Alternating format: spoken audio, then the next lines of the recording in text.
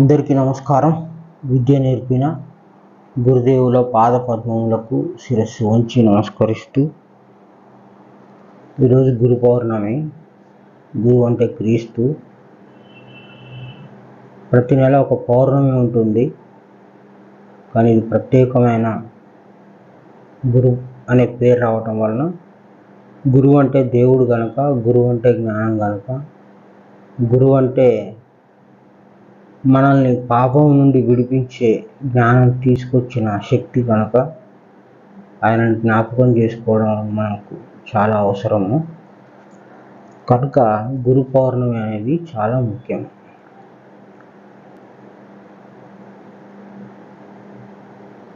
ఇకపోతే క్రైస్తవ సమాజంలో బైబిల్ని అనుసరిస్తూ కూడా మనం కొన్ని తప్పులు చేస్తున్నాము. వాటిని మనం గమనించి గుర్తించి సరి చేసుకోవాల్సిన అవసరము ఉన్నది. మన పాపముల నిమిత్తము శిలువ మీద క్రీస్తు రక్తం కార్చి చనిపోయాడు అని చాలామంది బోధకులు, క్రైస్తవులు చెప్పుతున్నారు. మన పాపముల నిమిత్తము దేవుడు శిలువ వేయబడ్డాడు. క్రీస్తు నిజరక్షకుడుగా నమ్ముకొని ఒప్పుకున్నవాడు రక్షించబడతాడు. ఈ విధమైన చాలా మాటలు ఉన్నాయి. కానీ క్రీస్తుని మనం అడిగితే, దేవుడా, గురుదేవా, మీరెందుకు ఈ లోకానికి వచ్చారు అని క్రీస్తుని మనం ప్రశ్నిస్తే, గురువు ఏం చెప్తున్నాడు అంటే, చూడని వాడు చూడవలను, చూచువాడు గుడ్డివాడు కావలను అనే తీర్పు నిమిత్తము నేను ఈ లోకానికి వచ్చాను అన్నాడు. దీని అర్థం ఏంటిదనేది యోచన చేద్దాము. కానీ ఆయన చెప్పిన మాట, మనం అడిగిన ప్రశ్న సరిపోయింది. క్రైస్తవ సమాజంలో చెప్పుకునే మాట సరిపోవట్లేదు. ఎందుకని అంటే, మన పాపాల కొరకు దేవుడు చనిపోవడం అనేది సత్యం కాదు, అది అబద్ధపు మాట. దేవుడు చనిపోతాడు అనేది అబద్ధపు మాట. దేవుడు ఒకప్పుడు ఉండి ఒకప్పుడు లేకుండా పోతాడు అంటే అది అబద్ధపు మాట. దేవుడికి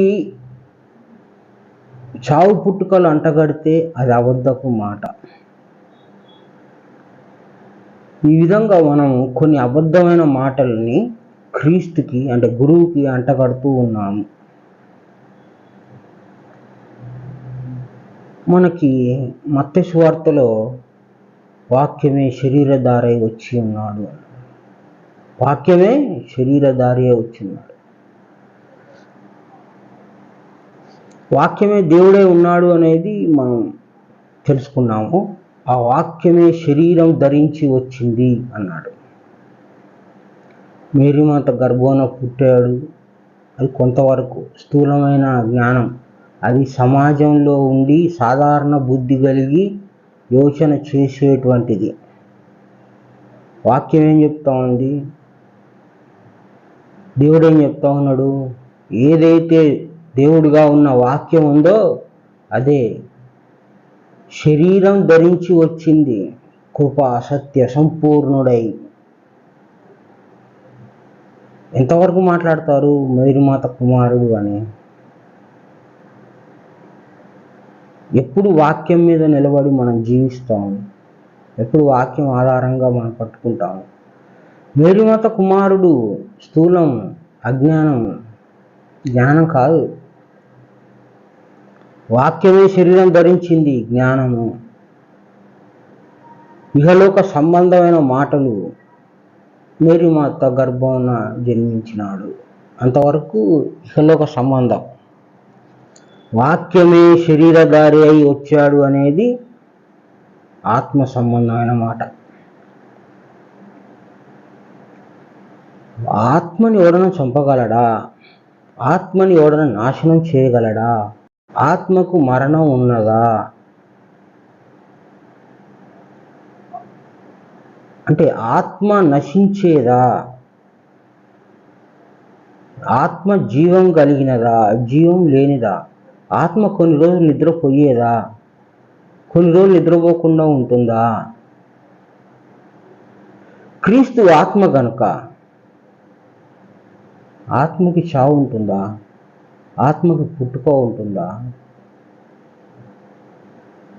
నీ పాపాల కొరకు చనిపోయాడు గురువు ఆత్మ అనటము ఎంతవరకు సరైనది? ప్రతి ఒక్కరి నోటిలో ఇది రావటం చాలా బాధాకరంగా ఉన్నది. మన పాపాల కొరకు చనిపోయాడు. ఏదో ఒక రాజకీయ నాయకుడి కొరకు ఒక అభిమాని చనిపోయినట్లుగా, ఒక సినిమా యాక్టర్ కొరకు ఒక అభిమాని చనిపోయినట్లుగా, ఓ భారతదేశం కోసం ఒక భగత్ సింగ్, ఒక అల్లూరి సీతారామరాజు చనిపోయినట్లుగా పాపముల కోసం ఆయన చనిపోతాడా?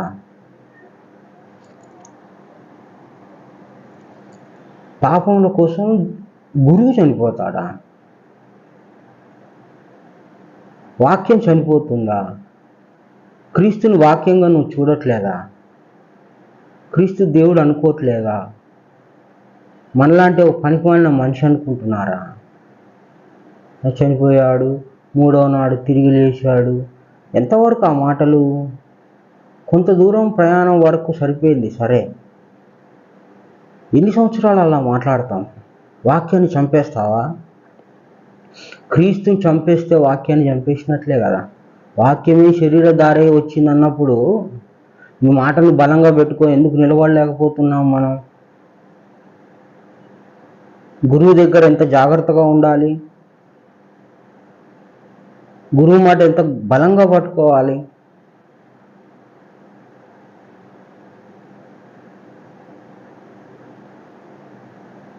చూడని వాడు చూడవలను, చూచువాడు గుడ్డివాడు కావాలను అనే తీర్పు నిమిత్తం నేను లోకానికి వచ్చాను అనే మాట ఎందుకు చెప్పవు? మన పాపాల కొరకు చనిపోయాడు.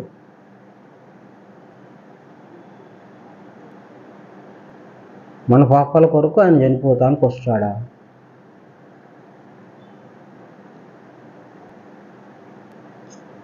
తప్పుగా మాట్లాడడం కంటే సరి చేసుకోవటము, తను తాను చూసుకోవడము, జ్ఞానంలో అభివృద్ధి చెందటం జరగాలి. కానీ ఒకే మాట, ఒకే అబద్ధం 100 సంవత్సరాలు మాట్లాడడం వల్ల ఉపయోగం లేదు.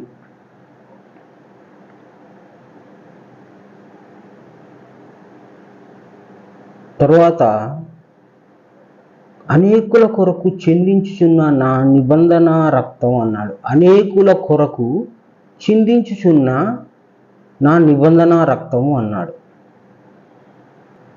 శరీర రక్తం అనలేదు, నిబంధన రక్తం అన్నాడు.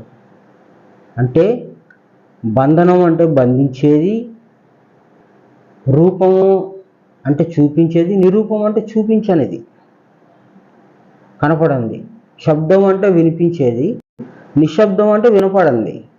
బంధము అంటే బంధించేది, నిబంధన అంటే బంధింపకుండా విడుదల కలుగజేసేది అని అర్థం. విడుదల కలుగజేసేది రక్తం. క్రీస్తు ఏమై ఉన్నాడు? వాక్యమై ఉన్నాడు, ఆత్మై ఉన్నాడు, దేవుడై ఉన్నాడు. ఆత్మ రక్తము అంటే ఆత్మ జ్ఞానము అని అర్థం, ఆత్మవాక్యము అని అర్థం. ఆత్మవాక్యం ఎక్కడ ఉందో అది నిన్ను బంధకాల నుండి, బంధంలో నుండి విడిపిస్తుంది అని అర్థం. వాక్యం ఉండకుండా ఇజ్రాయెల్ దేశంలో క్రీస్తు మన కొరకు రక్తం కార్చి చిందించి చనిపోయాడు అని చెప్తే ఇంకా మనందరం గ్రంథం చదువుకోవటం ఎందుకు, దేవుణ్ణి స్తుతించటం ఎందుకు, ఆరాధించటం ఎందుకు, ఆయన తెలుసుకోవటం ఎందుకు, మన పద్ధతి నీతిగా ఉండటం ఎందుకు? వస్తాడులే, మళ్ళా పాపం చేస్తే ఆయన వచ్చి సెలవేసుకొని చచ్చిపోతాడు, మనం బీర్ తాగుదాం, బిర్యానీ తిందాం, మన ఇష్టానుసారంగా మనం మాట్లాడుకుందాము. ఎన్నో హద్దులు చెప్పాడు, ఎన్నో నియమాలు చెప్పాడు, ఎంతో జ్ఞానం చెప్పాడు, మనల్ని ఎంతో సరిచేస్తూ ఉన్నాడు. ఎవరు? ఆ నిబంధన రక్తము ఏదైతే ఉందో, ఆ నిబంధన జ్ఞానము, ఆత్మ జ్ఞానం ఏదైతే ఉందో అది మనకు దేవుడు ఈ యొక్క బైబిల్లో ఇచ్చాడు. ఈ గ్రంథము దేవుని రక్తము, ఈ గ్రంథములో వాక్యము నిబంధన రక్తము, నిబంధన వాక్యము, నిన్ను పాపం నుంచి విడిపించే వాక్యము. ఆ వాక్యమే శరీరధారే వచ్చాడు గనుక ఆయన ఈ యొక్క గ్రంథంలో వాక్యమై ఉన్నాడు కనుక ఇది అనేకుల కొరకు. అంటే ఇది ఇప్పుడు మన చేతిలో ఉంది ఈ గ్రంథం, కాబట్టి ఇది అనేకులలో మనం కూడా ఒకరం. ఇంకా ముందు తరాల వాళ్ళకు కూడా ఇది వర్తిస్తుంది. కానీ ఆ రోజు యేసుక్రీస్తు శిలువ మీద, అంటే స్థూలమైన శిలువ మీద ఆయన శరీరం నుంచి వచ్చిన స్థూలమైన రక్తం ఏదైతే ఉందో అది అనేకుల కొరకు చిందించబడింది కాదు. ఒకవేళ కత్తితో పొడిచిన వ్యక్తికి అతని ఒంటి మీద 2 సుక్కలు పడితే అతను ధన్యుడే, మిగతావాడు కాదు. స్థూలంగా ఆలోచన చేస్తే దేవుడి జ్ఞానం అర్థం కాదు, దేవుణ్ణి అబద్ధికుని చేస్తాం. వాక్యం అనే దీపం నీ తల్లో ఉంటే, వాక్యానుసారంగా నువ్వు నడుచుకుంటే నువ్వు నిబంధన రక్తము అంటే పాపం అంటని జ్ఞానంలో నువ్వు తిరుగుతున్నట్లే లెక్క. నీకు వాక్యం లేకుండా దేవుడు మా కొరకు చనిపోయాడు, ఆయన చచ్చిపోతాడు, ఆయన పుడతాడు. పుట్టేది ఎప్పుడు స్థూలంగా మా ప్రపంచ విధానంలో మాట్లాడుకుంటే, లేదు దైవ విషయంలో మాట్లాడతా అని అనుకుంటే, ఆ వాక్యమే కృపాసత్య సంపూర్ణుడై శరీరధారి ఏ లోకంలోకి వచ్చాను ఆ మాటలు మాట్లాడాలి. నిత్య జీవం కలిగినోడికి చావు పుట్టుకలేందా? నిత్య జీవం కలిగినోడికి తల్లి ఏందయా, తండ్రి ఏందయా? గురువు ఎవరయ్యా? ఆయన గురువు సాక్షాత్ పరిశుద్ధాత్మ. ఆయన వస్తాడంతే, ఏదన్నా ఒక శరీరాన్ని తీసుకుంటాడు, కాసేపు ఉంటాడు, ఆ శరీరాన్ని ఆడబడేసి వెళ్ళిపోతాడు. శరీరాన్ని చూస్తే క్రైస్తవుడిగా, ఆత్మని చూస్తే ఆత్మ సంబంధి. కానీ శరీర సంబంధమైన మాటలు మాట్లాడుకుంటూ దేవుణ్ణి కూడా శరీర సంబంధంగా చూసుకుంటూ ఆయన మీద మా కొరకు సిలువ వేసుకోవడం, ఆయన కొరకు కన్నీరు గార్చి, ఆయన కొరకు ఏడ్చి, ఆయన కొరకు బాధపడి, ఆయన కొరకు నువ్వేదో పెద్ద హీరో లెక్క, ఆయన పెద్ద బలహీనుడు లెక్క. ఏంది ఇదంతా? బలహీనుడు ఎవరు? ఆయననా మనమా? మీ హృదయాలు ఆ విధంగా ఉన్నాయి కాబట్టి ఆయన సిలువేశారు. కారుణ్యం లేని కఠినమైన హృదయాలు మీవి. దేవుడు వచ్చినా కూడా మీరు ఈ లోకంలో సర్పసంతానంగా ఈ లోకంలో ఆశ చేత పీడించబడి నరకాతను అనుభవిస్తున్నారు. మీ హృదయంలో క్షమాశీలతే లేదు అని చెప్పి దానికి నిదర్శనంగా మీ హృదయాన్ని రోగాల్ని బయటపెట్టడానికి ఆయన శిలువ మీద, మనము శిలువ మీద ఆ రోజు హృదయశుద్ధి లేకుండా ఇహలోక ఆశల చేత దేవుడని తెలియకుండా విర్రవీగి అధికార పిచ్చి మదం కలిగి ఆ రోజు ఇజ్రాయెల్ దేశంలో ఉన్న వ్యక్తులు క్రీస్తు మీద కక్ష కట్టి సిలువ వేశారు. వాళ్ళ హృదయాలకి తార్కాణం అది సిలువ మరణం. కారుణ్యం లేని హృదయాలకి సిలువ సాక్ష్యం. మత పిచ్చి, అధికార పిచ్చి, కుల పిచ్చికి సిలువ మరణం సాక్ష్యం. నీ హృదయం ఇట్లా ఉంది అని చెప్పడానికి అది సాక్ష్యం. నువ్వు పాపంలో ఇంత మునిగి ఉన్నావు అని చెప్పడానికి సిలువ సాక్ష్యం. నీ హృదయాన్ని బట్టి అది జరిగింది. నీ పిచ్చిని, నీ వెర్రిని, నీ మత పిచ్చిని బట్టి అది జరిగింది. నీ అధికార పిచ్చిని బట్టి అది జరిగింది. అయినా నన్ను ఎవడు చంపలేడరా, నువ్వు శరీరాన్ని బాధించగలవు కానీ ఆత్మని కాదు అని దేవుడు మళ్ళీ ఆ శరీరం కూడా నా ఆధీనంలోనే ఉంది, నేను దాన్ని లేపగలను, నేను అనుకుంటే లేపగలను, నేను అనుకుంటే దాన్ని వదిలిపెట్టగలను. అధికారి నేను, నువ్వు కాదు అని చెప్పి మళ్ళీ ఆయన జ్ఞానంతో శరీరాన్ని నిలబెట్టుకోగలిగాడు. నా ప్రాణం నా అంతటా నేను పెట్టుకొనుటకు తీసుకొనుటకు నాకు సర్వాధికారం ఉన్నది అని చెప్పాడు. ఆయన అంత గొప్ప మాట మాట్లాడితే ప్రతి సంవత్సరం ఆయనను చంపటమే, ప్రతి సంవత్సరం ఆయన గురించి ఏడవటమే. మీ గురించి ఏడవండి, మీ పిల్లల గురించి ఏడవండి అన్నాడు.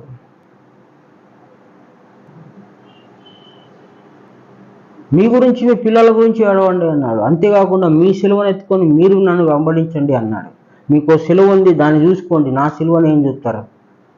మీరు పెట్టుకున్న సిలువే అది. ఇజ్రాయెల్ దేశంలో ఆ శిక్షలన్నీ మనం పెట్టుకునే, మన పనికిమాలిన బుద్ధితోని. క్షమాపణ ఉంటే కానీ ఎందుకు వస్తాయి? క్షమాపణ ఉంటే శిక్షలు ఎందుకు వస్తాయి? నీ పొరుగు వాడిని నువ్వు క్షమిస్తే, వాడు తప్పు చేశాడు, దొంగతనం, సరే వాడిని క్షమించి, ఎందుకు దొంగతనానికి పరిస్థితులు ఏంటి, వాని హృదయం బాగు చేసి, వానికి మంచి మాట చెప్పి, వాడిని బాగు చేసి, వాని దేవుని దాన్ని నిలబెట్టి, వాడిని సరిచేస్తే కనుక వాడు దొంగతనం ఎందుకు చేయాలి, వాడు వ్యభిచారం ఎందుకు చేయాలి, వానికి శిక్ష ఎందుకు పడాలి? నువ్వు తప్పు చేసావని ఎందుకు చూపించాలి? తప్పు చేసిన సరిచేసే హృదయం దగ్గర లేదు కాబట్టి దేవుడు రావాల్సిన పని వచ్చింది. ఈరోజు దేవుణ్ణే, నువ్వు శిలువ మీద పడ్డావయ్యా, నువ్వు మా కొరకు రక్తం కాచావయ్యా, వాక్యం నువ్వు ఎప్పుడు చదువుతావు? ఏడ్చుకుంటా కూర్చుంటే ఆయన కోసం నువ్వు ఎడతావా, నీ కోసం ఆయన ఎడతాడా? పాప క్షమాపణ వాక్యం తీసుకొచ్చాను, నిబంధన రక్తం తీసుకొచ్చాను అని ఆయన చెప్తూ ఉంటే గురువును అవమానించే వారం కాదా మనం? క్రీస్తుని అవమానించే వారం కాదా? వాక్యం చదివే బుద్ధి, తెలివి, శ్రద్ధ లేక ఏదో కూర్చొని దేవుణ్ణి ఈరోజు అవమానించడం కాదా? నా కొరకు దేవుడు చచ్చిపోతాడా? ఎంత బలహీనంగా చేస్తున్నారు దేవుణ్ణి, క్రీస్తుని. ఆయన కోపం ఏందో నోవా కాలంలో చూసాం. మొత్తం ముంచి అవతల పడేసే దేవుణ్ణి, అగ్నితో కాల్చి అవతల పడేసే దేవుణ్ణి, ఆయన అనుకుంటే భూమి ముక్కలు ముక్కలుగా చేసే దేవుడిని నీ పనికి మాలిన పనుల కోసం ఆయన చంపేస్తావా?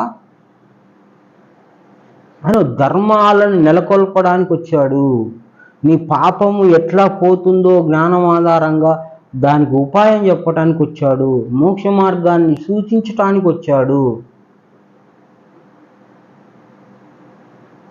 దమ్మున్న వాక్యం ధరించిన వారైతే, వాక్యాన్ని ఆధారం చేసుకున్న వాళ్ళైతే, బోధకులైతే, క్రీస్తుని అనుసరించే వాళ్ళైతే నిత్యజీవికి, సత్యవంతుడికి మరణం ఉంటుందా అనే ప్రశ్న వేసుకొని వాక్యమే కృపాసత్య సంపూర్ణుడై ఈ లోకంలో తిరిగాడయ్యా.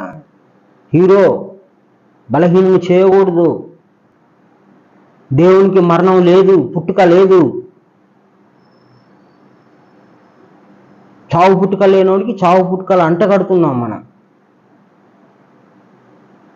పుట్టేవాడు కాదు, సచ్చేవాడు కాదు.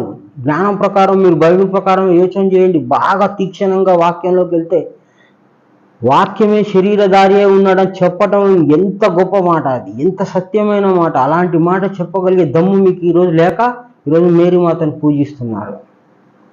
ఈ వాక్యం మీ తలలో లేక, మీ ఆచరణలో లేక ఈరోజు మీరు మేరీ మాతను ఆరాధిస్తున్నారు, పూజిస్తున్నారు.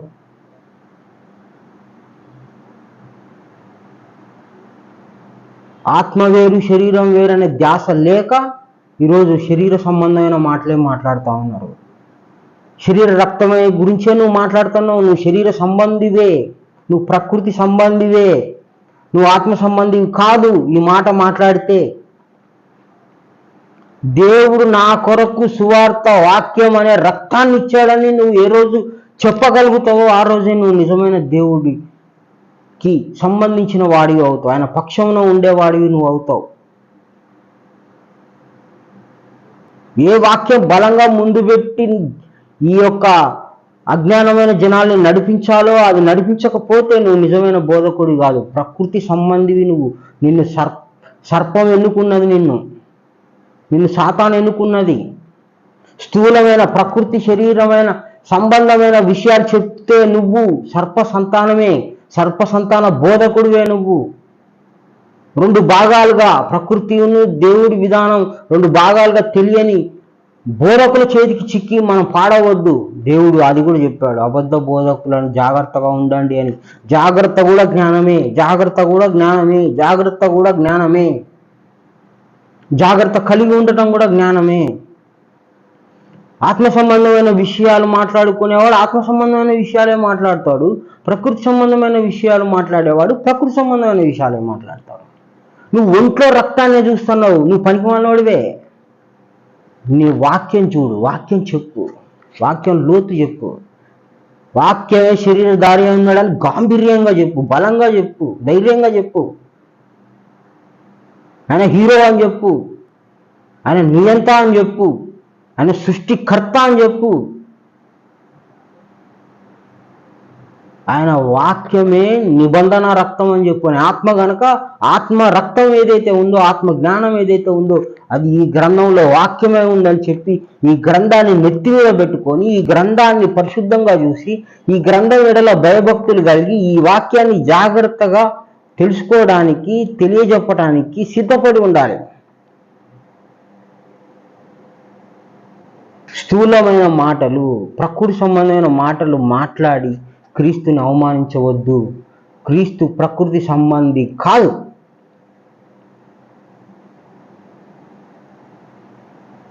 మన కొరకు చనిపోయాడు అనే మాటను మరుపు తీసుకురావాలి. ఈ గురు పౌర్ణమి సందర్భంగా ఆయన మన కొరకు చనిపోలేదు, చనిపోయేవాడు కాదు, పుట్టేవాడు కూడా కాదు.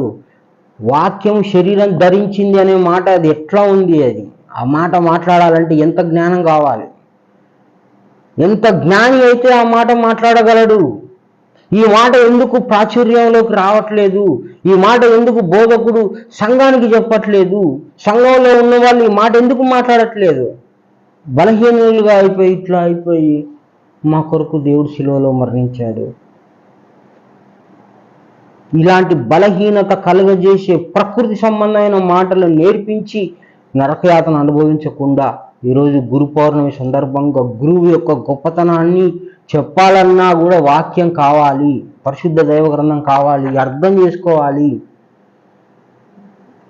కనుక ఆయన నిత్య జీవుడు అనే మాట ఎక్కడ కూడా ఒక సెకండ్ కూడా మిస్ అవ్వడానికి వీల్లేదు. ఆయన ఎప్పటికీ నిత్య జీవం కలిగిన వాడే. ఒక సెకండ్ కూడా ఆయనని చంపటానికి లేదు, పుట్టించడానికి లేదు. బలమైన మాటలు ఉన్నాయి బైబిల్లో. ఆ బలమైన మాటలు, ఆ ఆత్మ సంబంధమైన మాటలు అవి ఎంతో గొప్ప విషయాలు కనుక వాటిని ఆధారం చేసుకొని వాక్యం అనే దీపం తలలో పెట్టుకొని జాగ్రత్తగా దైవ మార్గంలో గురు మార్గంలో నడుచుకుందాము. గురు పౌర్ణమి సందర్భంగా గురువు యొక్క ఘనతని, గురువు యొక్క గొప్పతనాన్ని చెప్పుకునే అవకాశాన్ని కలుగజేసినందుకు నా తండ్రి అయిన ఆత్మకు శిరస్సు ఉంచి నమస్కరిస్తూ